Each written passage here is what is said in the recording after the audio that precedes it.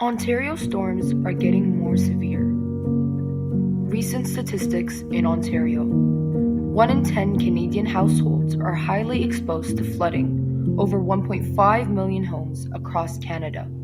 In July 2024 alone, flooding in Toronto and southern Ontario caused over $940 million in insured damage, over $1 billion in total losses that summer.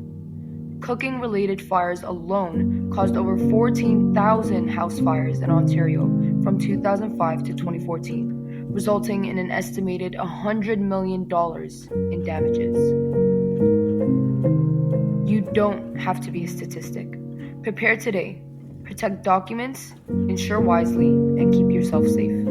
FAFSO is here to support your recovery.